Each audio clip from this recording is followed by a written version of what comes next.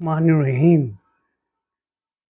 میں حضرت علی کا خطبہ 139 بیان کر رہا ہوں۔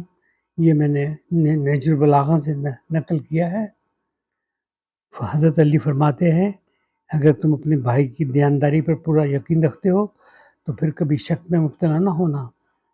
اللہ خود ہی اس کی اچھی اور بری باتوں کو اللہ خود ہی اس کو سزا دے گا، اس کا ذمہ دار ہوگا۔ تمہیں اپنے بھائی کے اوپر اگر پختہ یقین ہے تو اس کی بات پر عمل کرنا۔ حضرت علی فرماتے ہیں کہ اپنے کان سے سنو تو اس پہ پورا یقین نہ کرنا، جب تک کہ اپنی آنکھوں سے نہ اسے دیکھ لو تو اس پہ پورا یقین کرنا۔ یہ شک اور یہ حقیقت میں یہ فرق ہے۔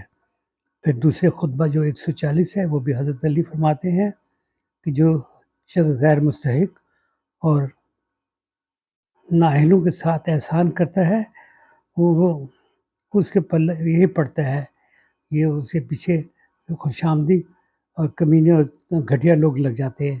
جب ان کے پاس پیسہ ختم ہو جاتا ہے تو وہ اس سے دور بھاگتے ہیں۔ اللہ تعالیٰ فرماتے ہیں کہ اگر آپ کے پاس دولت اور مال و دولت ہو تو اپنے بھائیوں پر خرچ کرو، نہ جو غریب لوگوں پر خرچ کرو، قرض داروں کے لیے آسانیاں پیدا کرو، اور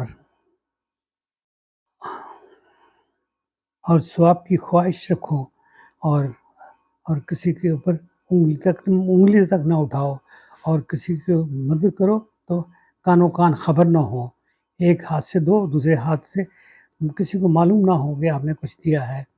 یہ حضرت علی کا قول تھا جو میں نے نہج البلاغہ سے نقل کیا ہے۔ امید ہے کہ آپ کو اس میں بہت ہدایت کی باتیں نظر آئیں گی، ہمیں ان پر عمل کرنا چاہیے۔